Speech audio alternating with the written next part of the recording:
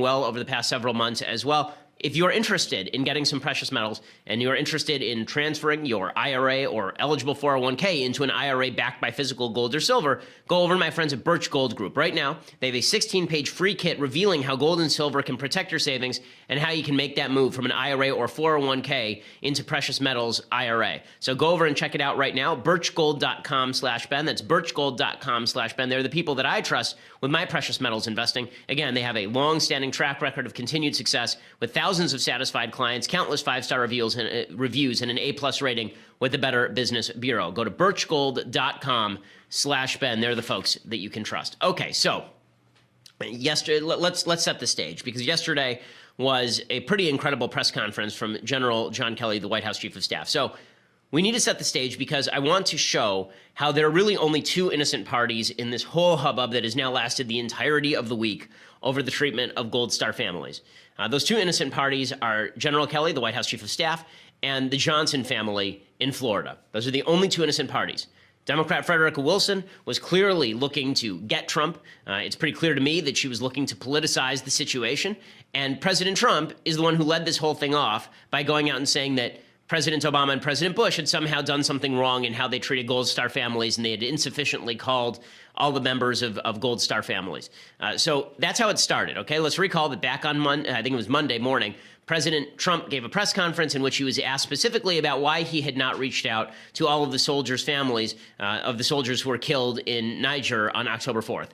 And the president suggested that he had called all of the soldiers, or at least that other presidents had not called all of the soldiers, and he had, and this caused a bit of a firestorm. And then, because, as I say, the media are intent on taking everything Trump says and taking it 10 steps too far, they decide it's important to show that Trump actually is not sympathetic to the troops himself. He, in fact, is cruel and inhumane to the troops.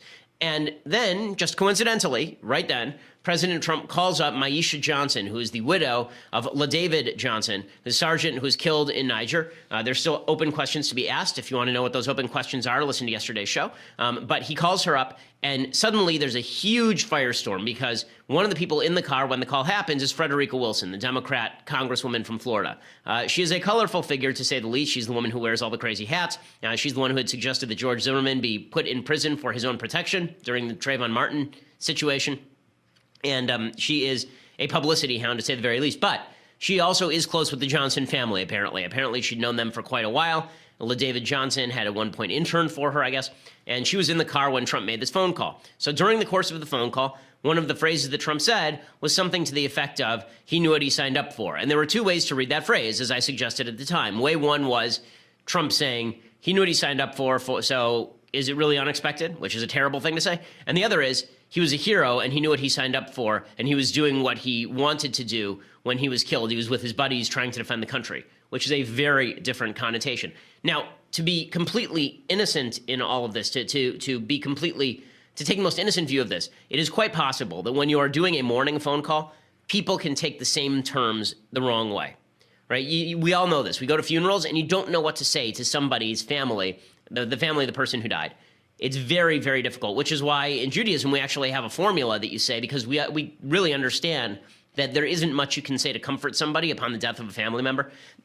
And so we say in Hebrew, Hamalkum Yinachem Etzchem B'Tzoch Sharei Yerushalayim, Chevlei Sharei Yerushalayim. So the idea is that may you be comforted among the mourners for Zion and Jerusalem. Right? It's the same thing we say when you hear somebody has died in Judaism. There's also a formula for that. We say Baruch Dayan Emet, meaning blessed is the true judge, meaning blessed is God.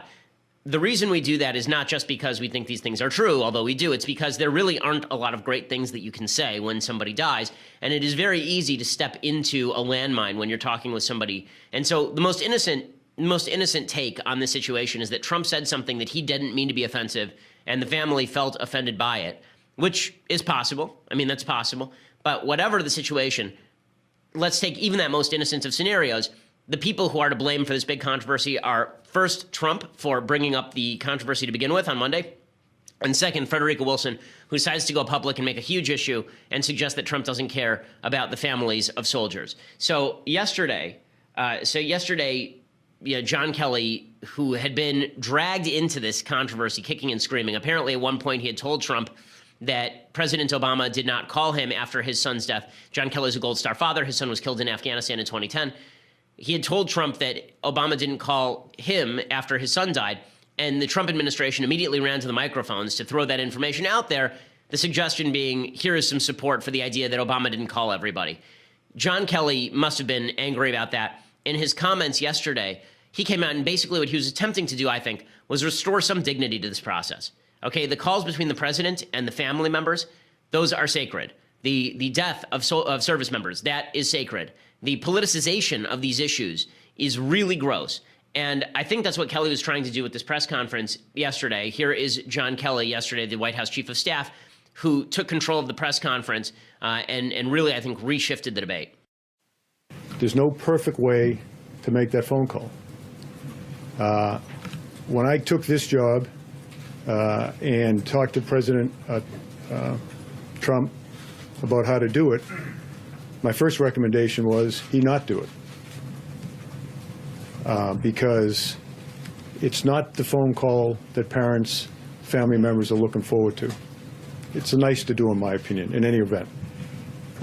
He asked previous presidents, and I said, I can tell you that President Obama, who was my commander-in-chief when I was on active duty, did not call my family. That was not a criticism. That was just to simply say, I don't believe President Obama called. That's not a negative thing. I don't believe President Bush called in all cases. I don't believe any president, particularly when the casualty rates are very, very high, that presidents call. But I believe they're all right. Okay, so, I think that this was his way of basically trying to take the sting out of the allegation that he was somehow accusing Obama of some shortcoming in this respect. He then went on and he attacked Frederica Wilson for making this into a major issue. It stuns me that a member of Congress would have listened in on that conversation. Absolutely stuns me. And I thought at least that was sacred. When I was a kid growing up, a lot of things were sacred in our country. And when I listened to this woman and what she was saying and what she was doing on TV, the only thing I could do to collect my thoughts was to go and walk among the finest men and women on this earth.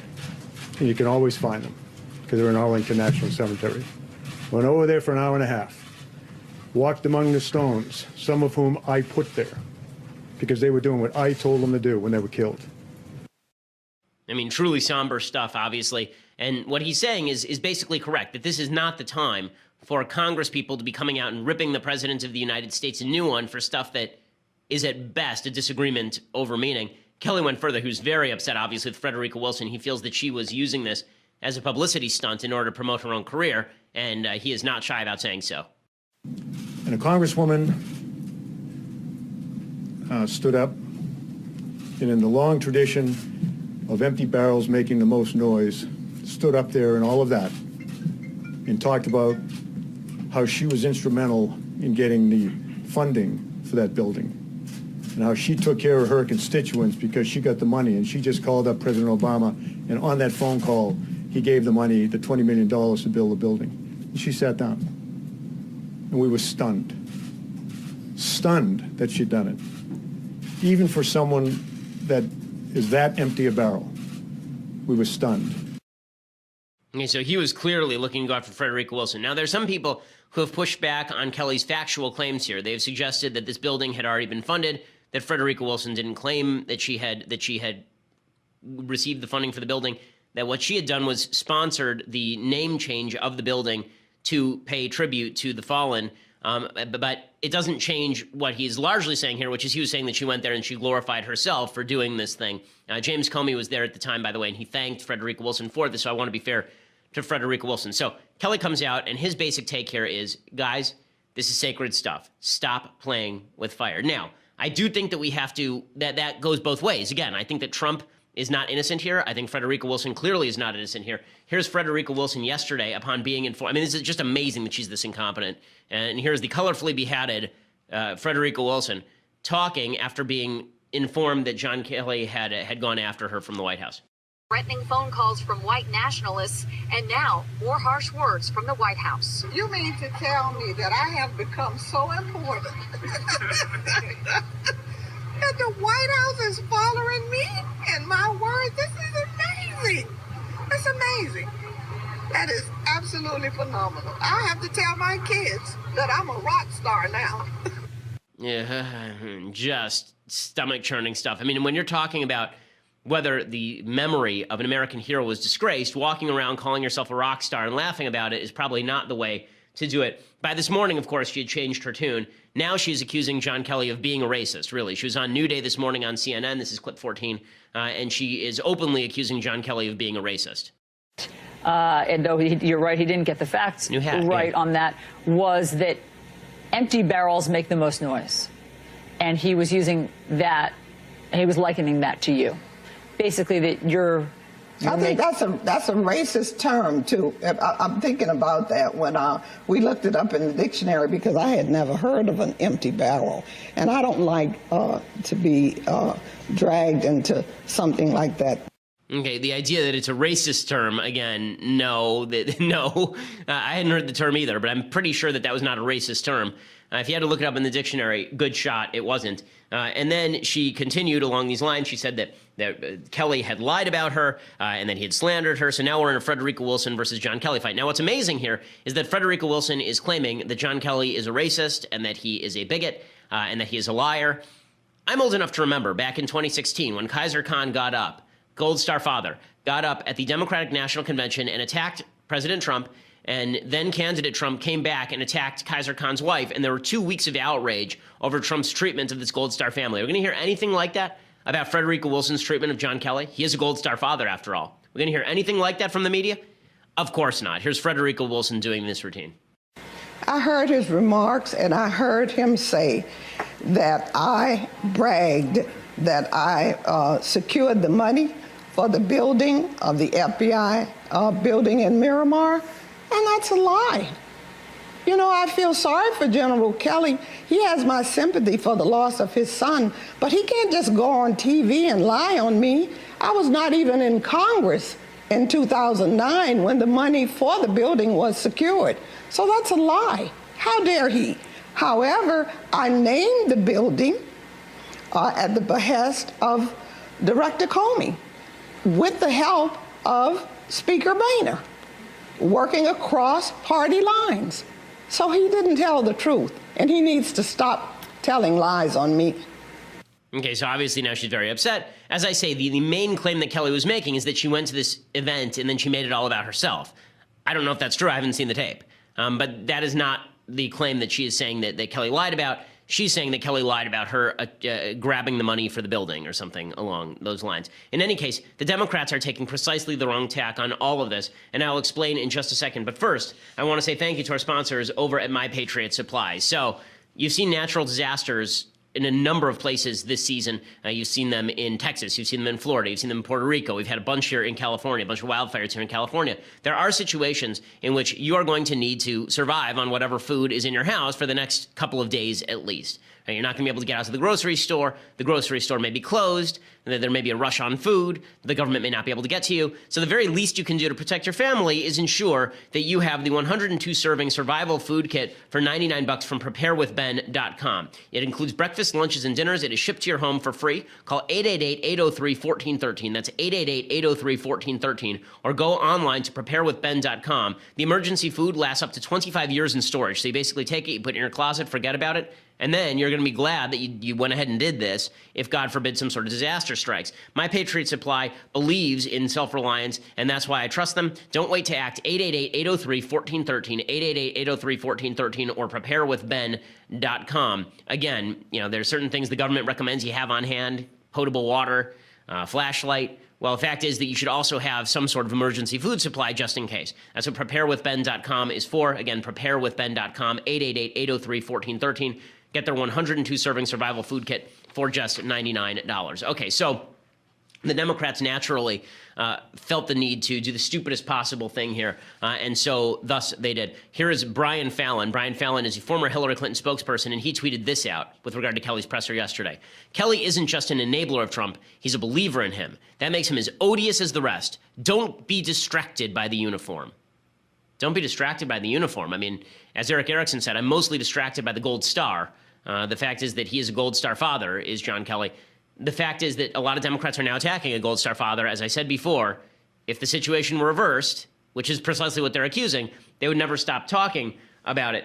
And he's not the only one who's doing this routine. Joy Reid tweeted a bunch of times last night. Lawrence O'Donnell, the execrable Lawrence O'Donnell on MSNBC, he did an entire routine about how John Kelly was actually a racist based on the fact that John Kelly grew up in a segregated area or a highly racially divided area, I guess in New England somewhere. But here's Joy Reid's tweets, is 17. So Joy Reid of MSNBC, she makes the same sorts of claims as Brian Fallon. Wow. Lawrence O'Donnell scorched General Kelly tonight, including calling out his segregated Boston upbringing and dehumanization of a black woman. Wow, wow, wow. Lawrence noted that General Kelly didn't even give Representative Wilson the dignity of using her name. Kelly grew up in segregated Boston in an Irish Catholic neighborhood where women were bullied, not honored, and blacks scorned and rejected. And then she continued along these lines. Again, what? Like, really, you're going to go after John Kelly being offended by Frederica Wilson because you say that he grew up in an area like Boston? So everyone from Boston now cannot speak out when Frederica Wilson says something execrable about President Trump with regard to the troops? We can't do that now. Now, one thing I think is important to do here is actually play a phone call from President Trump to a military widow.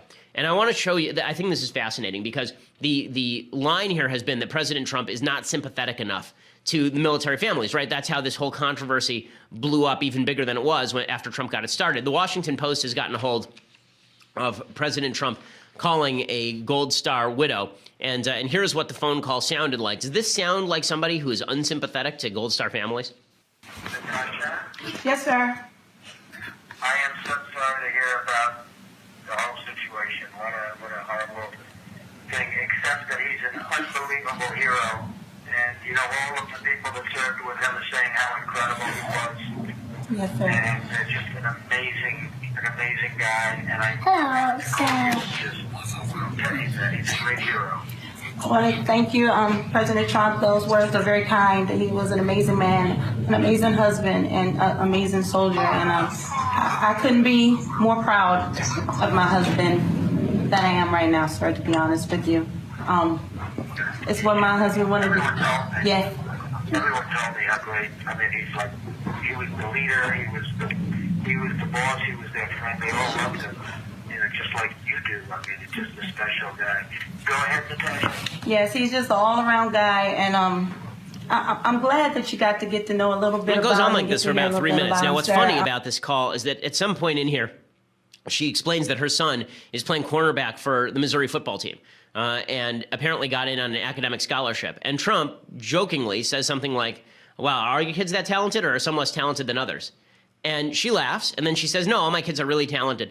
The press, right, over at the Washington Post, one of the reporters at the Washington Post takes that one line out of context in which Trump says, you know, are all your kids talented or just that one? And uses it as sort of a club, like, oh, Trump's asking her to rank her kids in order of preference. She laughs. Okay, everyone knows that he's kind of joking here, but again, you're listening to the tone from President Trump. Does this sound like somebody who's unsympathetic? Again, I don't think Obama was unsympathetic to the troops. I think he lied about what happened in Benghazi, but I don't think he was unsympathetic to the troops. I don't think he was unsympathetic to Gold Star families. I don't think Bush was unsympathetic to Gold Star families. I don't think Clinton was unsympathetic to Gold Star families. I don't think Trump is unsympathetic to Gold Star families. And the idea that we're now going to play this game where everybody is unsympathetic to Gold Star families because it's the ultimate insult that you can leverage against someone, I think is truly pretty gross. Now, Trump himself should keep silent. He is not. He tweeted out about Congresswoman Wilson, so he wants to get in a slap fight with her. He tweeted, the fake news is going crazy with wacky Congresswoman Wilson, who was secretly on a very personal call and gave a total lie on content. This is one thing that John Kelly said I just didn't get. At one point he said, you know, Frederica Wilson shouldn't have even been listening in on that call. Well, I mean, you can see that there are lots of people listening in on these calls, right? Even in the phone call we just showed from the Washington Post, you can see there's a military attaché there. John Kelly said openly that he was listening in on that exact same phone call. So if the Johnson family wanted Wilson there, they have every right to have Wilson there if they want. The problem with Wilson is that she decided to go out and blab to the press about it and try and turn it into some sort of politicized issue. That is the problem with what she did here, not that she was present. In any case, you know, should President Trump stop this? Yes. Should Frederica Wilson stop this? Yes. Okay, if this stuff is to remain sacred, you know, I've had members of my extended family die, right? Both my grandfathers passed away a while ago. My aunt passed away. And in any case where somebody who is close to you in any way dies, the tendency is to go very silent. The tendency is to be very quiet. It's why, again, in Judaism, I think Judaism actually does mourning exactly right. I think Judaism is a religion that does mourning better than any other religion. We actually take a week off of work. It's called sitting Shiva. You're not allowed to leave the house. You sit on a low stool to signify your mourning. People come and visit you. People bring meals. They actually perform the prayer services in the morning in your house. They actually bring Torah over, and like an entire group of men come over to pray with you. And the idea here is that it's supposed to be both private and communal. And what's happened here is precisely the opposite. It's public and individual. It's not communal and it's not private. And that is, I think, the opposite of what should happen here. Thanks to John Kelly for attempting to restore some dignity to this process. I mean, I don't think that's too much to ask. Thanks also to the family. I will say Maisha Johnson has been incredibly classy throughout this. This is the widow of the sergeant who was slain in Niger. She's been totally silent about this. She hasn't said anything, and she's not obligated to say anything. So good for her. And everyone else, I think, has been garbage. I think the media's been awful. I think Trump has been awful. I think Frederica Wilson's been awful. I think there's just a generalized lack of class that now has extended to this most sacred of spaces. Okay, so in other news, President Bush gave a speech yesterday, and I want to go through this speech. I think it's actually important to go through this speech for a couple of reasons. One, I think the speech itself is quite good. Second, I'm seeing a lot of blowback from conservatives who are saying, well, he's just being mean to Trump. It was directed against Trump, and he's impugning my honor. People I like, people who I work with, who are saying this. I want to go through Bush's speech because I think what Bush's speech was just a reiteration of classical conservatism. If you don't like the reiteration of classical conservatism, if you think that's somehow insulting to your point of view, then I think that you ought to look at your own point of view more closely. And if you're on the left and you think that Bush was only slapping Trump at this in this speech, he wasn't. Okay, Bush was not just slapping Trump in this speech. We'll go through the speech, and I will show you. He slaps the left just as much as he slaps the nationalist populist right, both of which I think are deserving of slaps. It doesn't matter. He never makes explicit reference to President Trump. It doesn't matter. The media have been doing this pathetic routine where it's Bush slams Trumpism. Okay, Bush also slammed leftism, but you ignored that part, didn't you? You pretended that never happened. You pretended this isn't the same sort of stuff that Bush has been saying his entire career, or I've been saying my entire career, or traditional conservatives, Reagan conservatives, have been saying their entire career. You pretended that this was a going out of his way to slap Trump moment because he had to become part of the resistance. That's not what this was at all. This was Bush reiterating basic conservative principles, and somehow this is now offensive. And by the way, I have to say the media over the last week or so, over the last few months, they've been doing this utterly pathetic routine. Nancy Pelosi came out 2 days ago and she said, I sort of wish that Romney were president. You go to hell, lady. You're the one who is suggesting that Romney was a brutal sexist in 2012. I'm hearing people say, Bush, that was a classy guy. You called Bush Hitler. You suggested he was behind 9/11. You can all go to hell. It was your slander of good men like George W. Bush and Mitt Romney that led the Republicans to ignore character quality in nominating President Trump, because they figured at least if you're going to call us a bunch of jackasses anyway, if you're going to call us a bunch of racist, sexist, bigot, homophobes who hate the poor and secretly want to perpetrate terrorist attacks, then we'll just nominate whoever is the guy who hits the hardest, regardless as to whether he's a good guy or not. So the left has a lot to answer for here. Anyway, here is some of Bush's speech. I thought this was a great speech, and I really want to go through it at length because I think that it speaks to a mode of conservatism that unfortunately has been lost in the modern era when conservatism is apparently, or at least right-wing thought, is more about the attitude than it is about the thought. So here is President Bush. He starts off by saying that there was a bipartisan consensus that America's freedom was tied to her security, and all of those were tied to our fundamental values. For more than 70 years, the presidents of both parties believed that American security and prosperity were directly tied to the success of freedom in the world. They knew that the success depended in large part on U.S. leadership. The mission came naturally, because it expressed the DNA of American idealism. Okay, so there is, he said a couple of lines in this speech. I thought that was a good line. He said a couple of lines in the speech I disagreed with, and this is where I think Bush strays from traditional conservatism, which looks at man as inherently sinful, or at least of divided mind. Bush had this kind of Wilsonian notion that there was a yearning in the human heart for freedom. I don't think that's right. I think the value of freedom does not lie in our desire for it. The value of freedom lies in the capacity of freedom to allow us to choose to be more virtuous human beings. Okay, free will is an inherent part of being human. Whatever maximizes our capacity to exercise that free will without invading the rights of others, that's what we should be striving for. That's why freedom is good, not because lots of people like it. Lots of people like ice cream. Doesn't mean if you eat only ice cream, you'll be fine.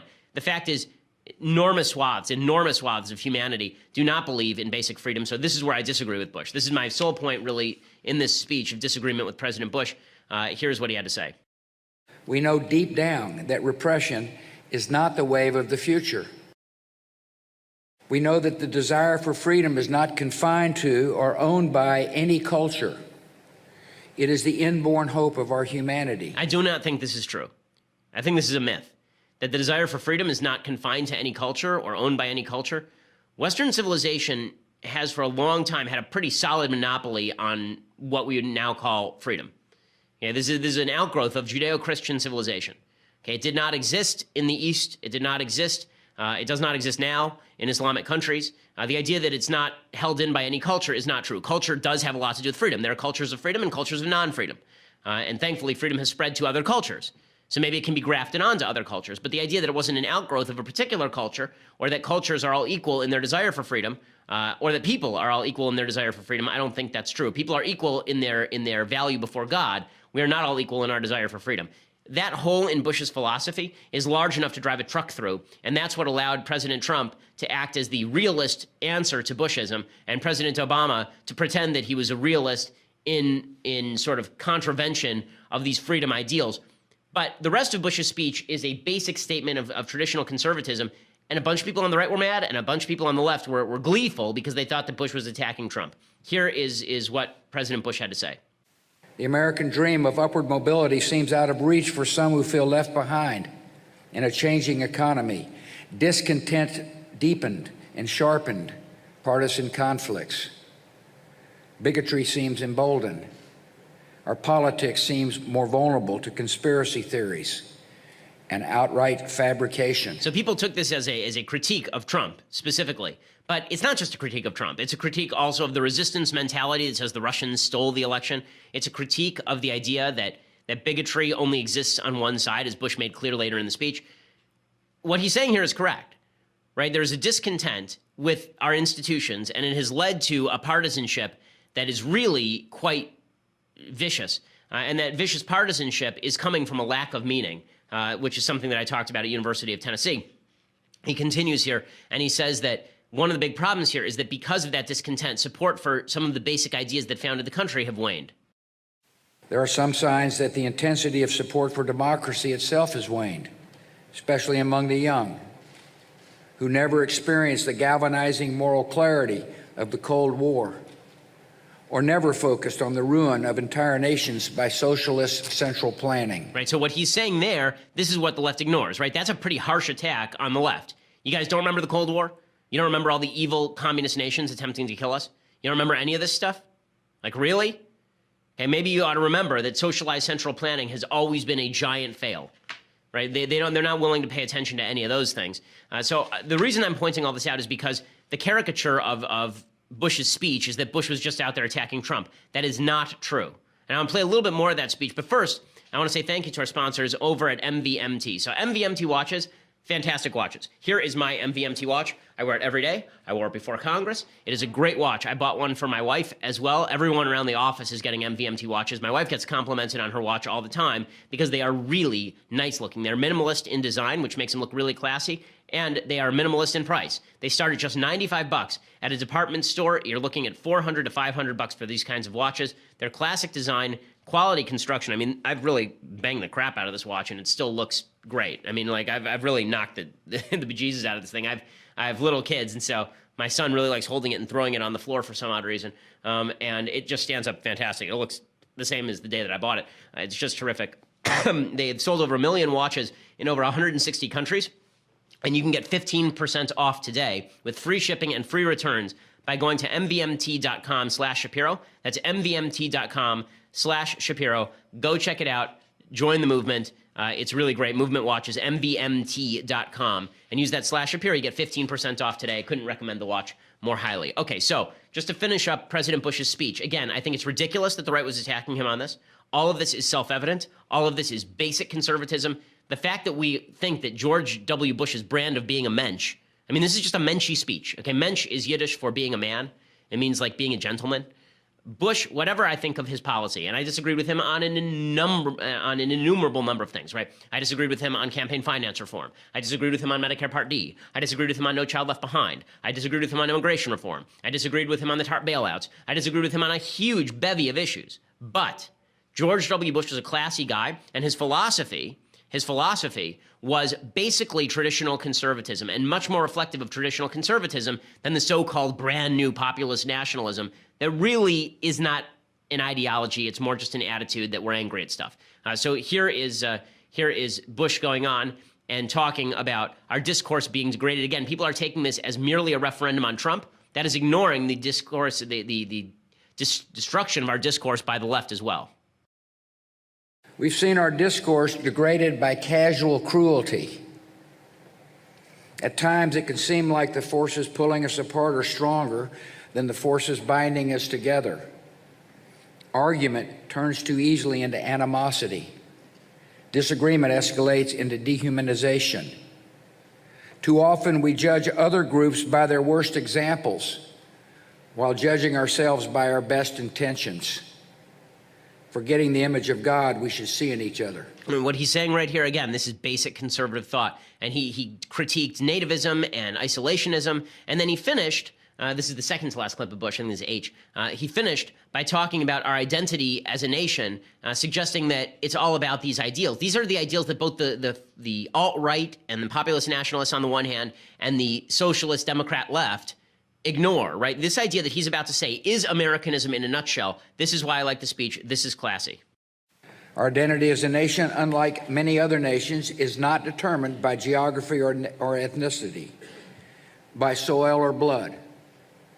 Being an American involves the embrace of high ideals and civic responsibility. We become the heirs of Thomas Jefferson by accepting the ideal of human dignity found in the Declaration of Independence. We become the heirs of James Madison by understanding the genius and values of the U.S. Constitution. We become the heirs of Martin Luther King Jr. by recognizing one another not by the color of their skin, but by the content of their character. This means that people of every race, religion, ethnicity can be fully and equally American. It means that bigotry or white supremacy in any form is blasphemy against the American creed. And it means the very identity of our nation depends on the passing of civic ideals to the next generation. How can you be critical of that? How? If you're on the right and you feel like this speech was a critique of Trump, maybe it's because Trump deserves to be critiqued. And if you're on the left and you feel like this is a critique of Trump, maybe it's because you're not looking deep enough into your own heart to realize this was also a critique of you. Okay, George W. Bush's speech, I thought yesterday was quite grand. And you know, I don't miss a lot of his policies, but I miss him as a man. You know, he was a good man, and I miss having a good man in the office of the White House. I think it's been a long time since we've had a good man, just a gentleman who's not interested in dividing the country along racial lines for political purposes. It's been a long time, not just Trump, but also Obama. It's been a long time since we've had a person who actually felt that American unity was necessary and positive in the White House. You know, it's sad the way our country has spun out of control since 2007, over the last decade or so. Okay, so I do have some stuff that I like and some stuff that I hate, but for that you're going to and the mailbag. If you're going to have to go over to dailywire.com right now and subscribe. So for $9.99 a month, you can get dailywire.com. That gets you access to the rest of the show live on video. It gets you access to the rest of Andrew Klavan's show and Michael Knowles' show live on video. It also means you get to see our website, banner ad-free. You also are going to be able to get the Shapiro store is coming, by the way, folks. I haven't said in a while. It is coming. I know this for a fact. It is long delayed, but it will not be further denied. It will come, and there will be benefits for members as well. We will have to, we'll make sure that you have promo codes and all the rest. Also, for $99 a year, you can get an annual subscription over at dailywire.com. That comes along with this, the most magnificent of all leftist tiers, hot or cold tumblers. It carries all of your beverages in just the condition you would wish them to be carried. It's quite fun. So make sure that you get that as well. Or if you just want to listen later for free, go over to iTunes or SoundCloud and make sure that you get and make sure that you leave us a review and subscribe. We always do appreciate it. We are the largest, fastest growing conservative podcast in the nation.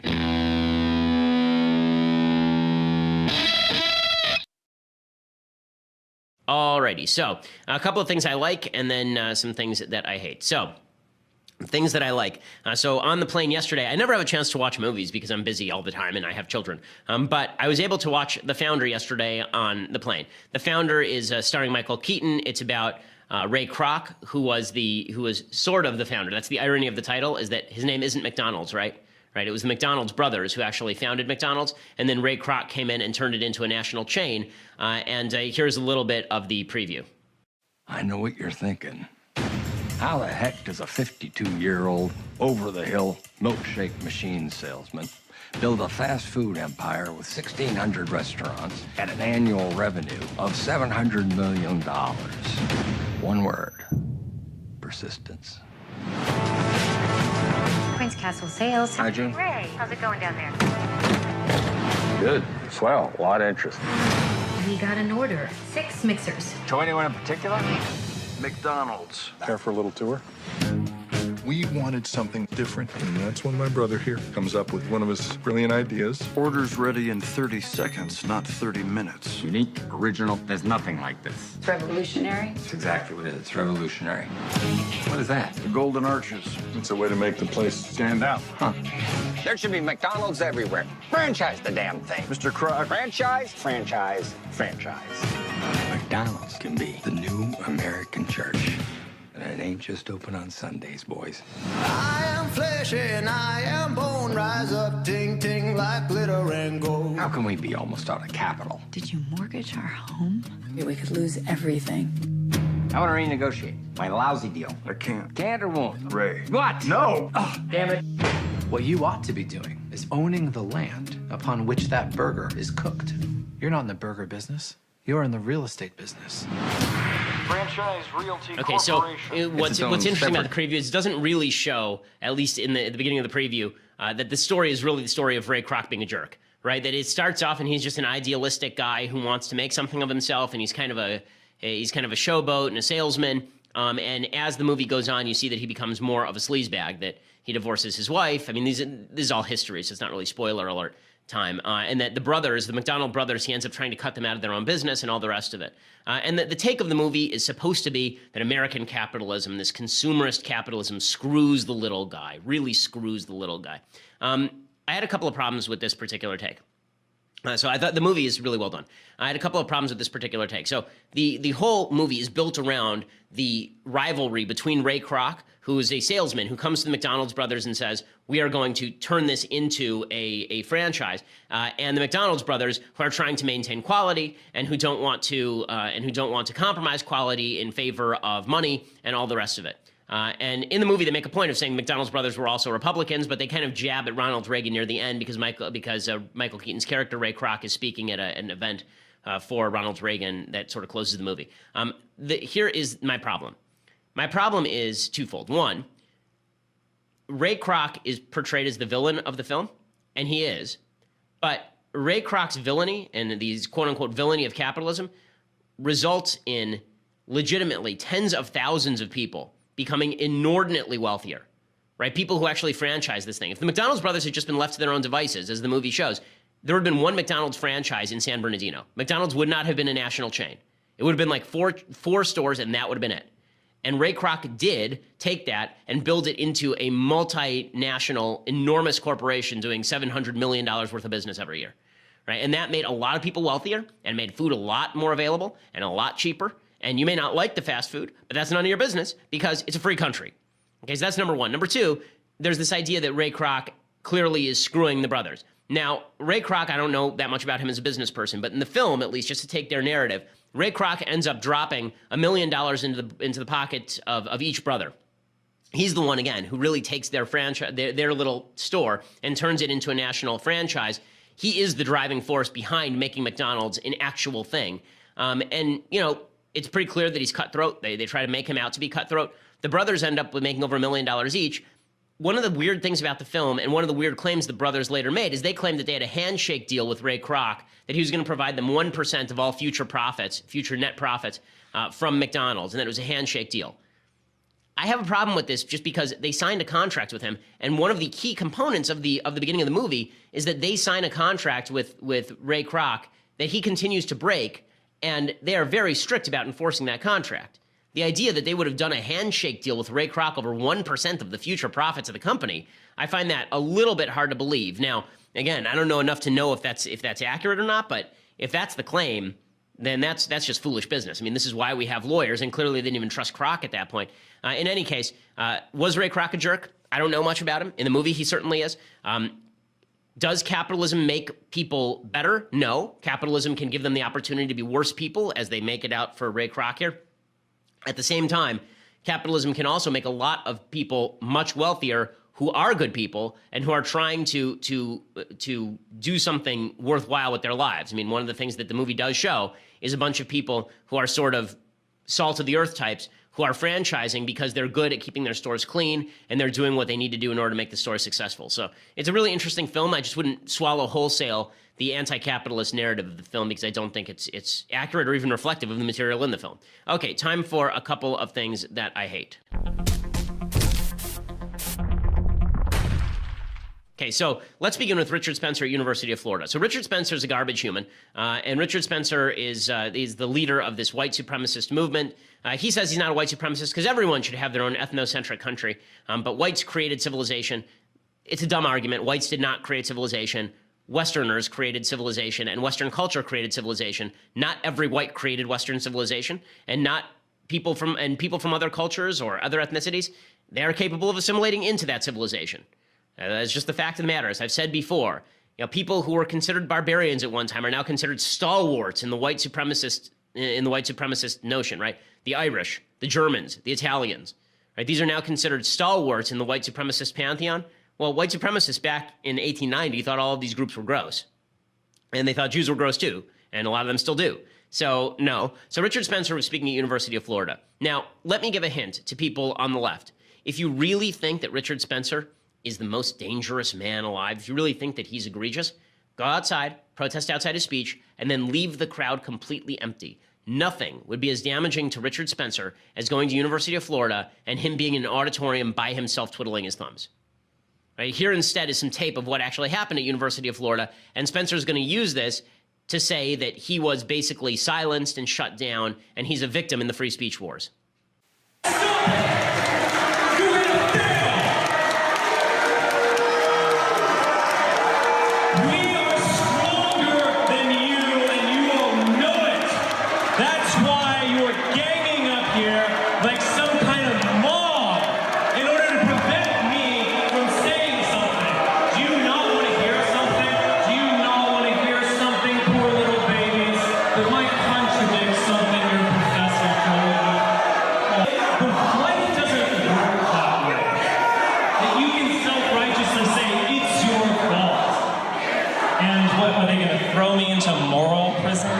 Okay, so there's Richard Spencer doing his routine. I spoke at University of Florida. I don't think it was in the same auditorium. I spoke in University of Florida a few months ago, and it went great. It was easy. There were a couple protesters outside, nothing like this. Why? Because I'm not Richard Spencer, clearly. But also, I want you to look at that auditorium. Can you run it back a little bit? There's a part where it sort of screens through the audience, and you can see that there's a gap of seats, and then there's like 2 rows of white guys in white shirts.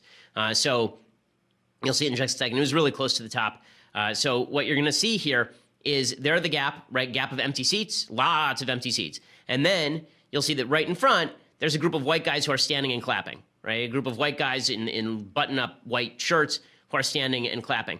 And when you see this, what you'll notice is that these are the only Richard Spencer fans in the entire place, right there. That's it, right? It's like 12 guys, maybe 20 guys there, right? It's like a 500-person theater minimum. And there are like 20 guys there. Imagine if the protesters had been smart enough to just stay outside. And this entire thing happened, and there were like 15 guys there. How humiliating that would be for Richard Spencer. Richard Spencer operates off your ire. Richard Spencer operates off your anger. I don't feel that that's what I'm here to do, by the way. When I speak on campuses, I say things I think are true. The fact that they piss people off is always kind of a shock to me. But the fact is, that you're giving Spencer what he wants. Don't be stupid. Don't give him what he wants. Go protest outside. Leave the auditorium absolutely empty. Demonstrate that, like, he has 7 fans, which is the reality. Okay, other things that I hate. We'll do one more thing that I hate. Al Sharpton, I don't even know why in the world you would consider Al Sharpton any sort of source for anything. He is now going out there saying that President Trump is the polarizer in chief. This is a guy who, as I've said before, was involved in helping incite riots in Crown Heights in 1991 that ended with the murder of Yankel Rosenbaum, an Orthodox Jew. He was involved in inciting violence at Freddy's Fashion Mart. There, a guy who was a fan of his set a fire and it killed 8 people. He is routinely race-baited. He lied about Tawana Brawley openly. He's a piece of absolute filth, Al Sharpton. I mean, he's just a garbage person. And yet he's being trotted out as somebody to talk about the nature of Trump's polarization. But he is not just Donald Trump in New York polarizing people. He's the president of the United States.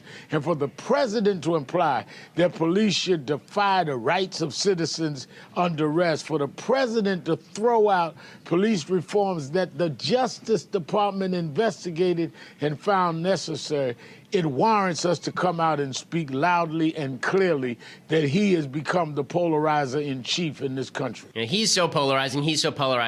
He may be polarizing, but Al Sharpton is not the guy you want to trot out to talk about that. Okay, time for a few mailbag questions. If you are a subscriber, now is the time to send in your live mailbag questions as well. So congratulations to you. Kevin says, hey, Ben, I was wondering why you think the LGBT community, especially the gay community, has increased over the years. I've been wondering this for a while now. Thanks. I'm a big fan. Have a good day. So I have not seen, so if you mean sympathy, then I think that's largely because of media attention. If you want to say the number of people who are actually gay or bisexual or trans has increased, there is evidence to this effect. The reason is because I do think that sexual behavior is malleable. I think sexual desire is somewhat malleable. I don't think it's entirely malleable. I think it has a genetic component and an environmental component. I think when you say to people that whatever floats your boat is what floats your boat, people are more apt to try things. Right? Just as when you say that single motherhood is no longer to be morally abhorred, you get more single motherhood. When you say that homosexuality or bisexuality is on an equal moral plane with heterosexuality, you're likely to get more of that sexual activity. People experiment with sex. People are tempted by the forbidden. And so you get more people identifying with these things. And you see these numbers going up dramatically in places like Britain, guys saying that they're now willing to experiment with other guys, et cetera. So I think a lot of it has to do with media attention and changing social mores. I don't think that that's necessarily a good thing. I think that people should make decisions in their sex life based on what is best for their happiness. And I think that promiscuity is generally not best for your happiness. I think that heterosexual marriage is generally the best for people's happiness, but not for everyone, obviously. Crystal says, I love you. Crystal, I don't know who you are, but my wife, I'm sure, would not mind if I say I love you too, not knowing who you are and hoping that you're not a horrible person. Ben says, hey, Ben, I know quite a few liberals who have stopped being Christians because of the overwhelming support of Trump by evangelical Christians. What does this say about today's society and the future of religion in the country? Will the government be our deity in 100 years? Thanks. Well, first of all, if they were liberals and they were Christians, then they have some inherent contradictions in the first place, because Christianity does not tend toward liberalism on either the economic spectrum or on the social spectrum, for certain. On the religious freedom spectrum, leftism and Christianity are pretty much incompatible as well. If you are, this is one of my key complaints about people who don't understand religion. If what turns you off to religion is the adherence of religion, then you're not really turned off by religion, you're turned off by people. People suck, okay? People sin. The entire basis of Christianity is that people are born into original sin. Judaism doesn't believe that people are born into original sin, but it does believe that we have a Yetzer Hara, right? An evil desire, an evil inclination, and a Yetzer HaTov, and a good inclination, and they're constantly fighting it out. If you believe that there are people who you disagree with on politics who did the wrong thing because of their Christian viewpoint, and so you leave Christianity, maybe it's because you weren't a very good Christian to begin with. Maybe you should instead try and convince them, as so many Christians I know who didn't vote for Trump do, that they were wrong to support Trump. And if they support Trump and they're Christian, maybe they have good reason to do so. Okay, Dylan says, what do you think of the efforts in the medical community to change medical eponyms named after alleged Nazis? Seems similar to the Confederate statue issue. So I don't know enough about which exact medical eponyms would be attributable to Nazis. I am not in favor of wiping away things that are accomplished. I don't like wiping away the history of things and whitewashing the history of things. I'm generally not a big fan of that. So as I've said about Confederate statues, I agree with Condi Rice that they should remain up, and we should, every time we walk past a Confederate statue, we should remind people that the Confederates were on the wrong side of this argument and why. And I feel the same way about a lot of the medical advances that were taken under the Nazis. I think it's important to recognize that so that we ourselves recognize the balance between mistreatment of human beings and medical research, because we're too apt to think that either history is clean or that we can have it all today, that there's no conflict between, say, human rights and science. There very clearly is when it comes to things like fetal stem cells, right? This is a serious issue. Okay, Maurice says, what do you think about cultural appropriation? If someone that is not Jewish wears a yarmulke as a fashion statement, is that offensive to you as a Jewish person? Well, first of all, if everyone started wearing a yarmulke, it would make me a lot happier. And then I wouldn't stand out quite as much. I think that'd be hilarious. But as far as them wearing yarmulkes as a fashion statement, it'd be a weird fashion statement. And I don't really see religious icons per se being used. I think you can diminish the value of a religious icon. I'm not sure you can diminish the value of a cultural icon. I do think there's a difference between the two. So if you were to wear a yarmulke around, I would say, well, that has holy meaning to me. And you're sort of defacing the holy meaning. If you say, as a lot of people say, well, hoop earrings are somehow a cultural appropriation, no, they're just a nice thing that you wear and people like how it looks. They don't really have any holy meaning. If they did, that's sort of a different story. Aaron says, what are your thoughts on The Great Gatsby? Well-written, overrated.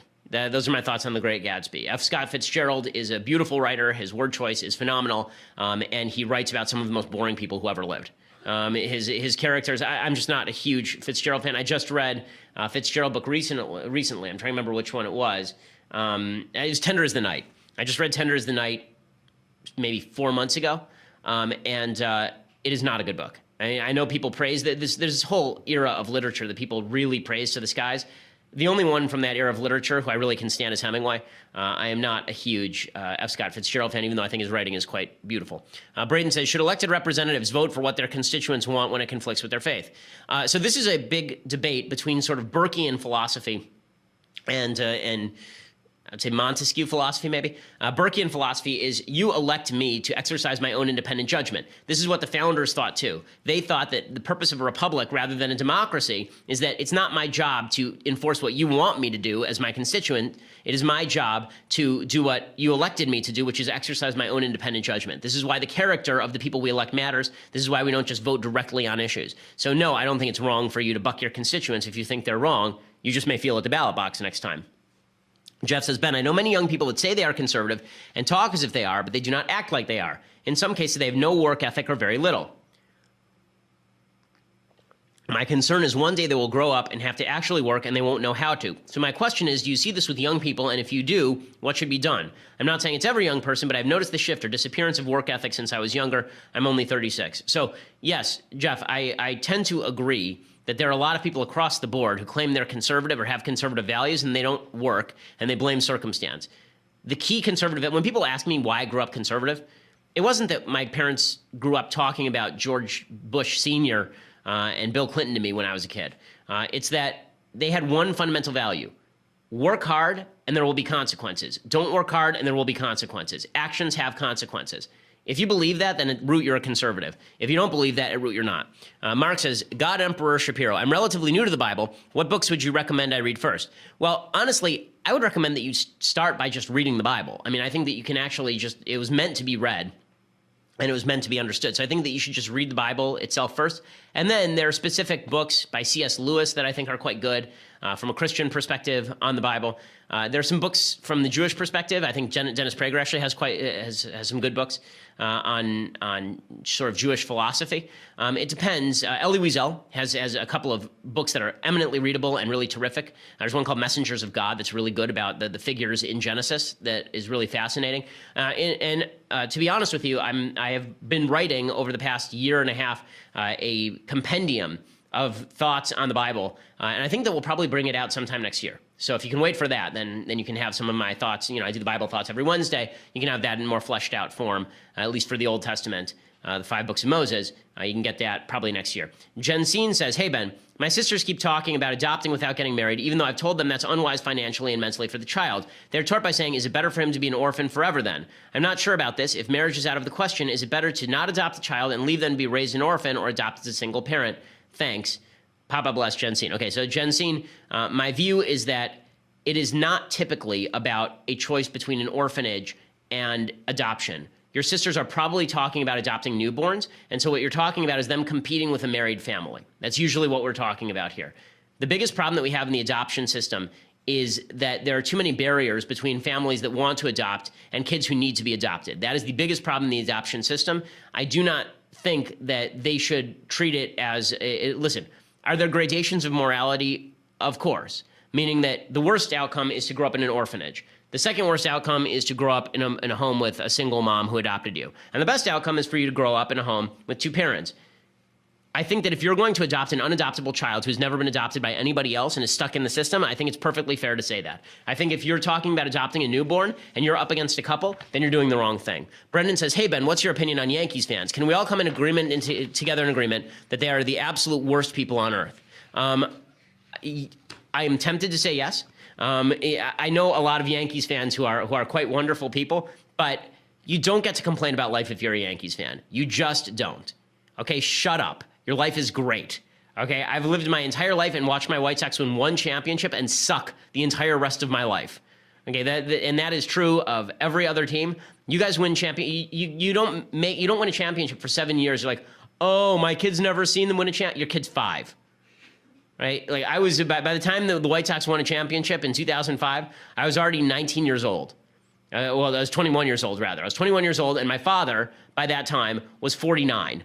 Okay, so and my grandfather never saw it. So you shut it. You just shut it. Okay. Oh, poor you. You didn't win a championship for 4 or 5 years, and now you have the best player in the majors, Aaron Judge, and you have Gary Sanchez, and you have a crappy pitching staff that suddenly has decided to pitch like they're great. You go away. Okay. Raphael says, hey, Ben, I've been wondering if you have any methods for studying whenever you want to learn a subject, or if you simply read about it and end up absorbing it. If you do anything specific, could you share? So, Raphael, I read so much that I tend to just sort of let it wash over me. And then I have a really good memory. Well, I don't necessarily have a great memory for every fact in a book, but I have a good memory for where a fact is in a book. So if I have to answer a question, I know which book to look for and where to look it up.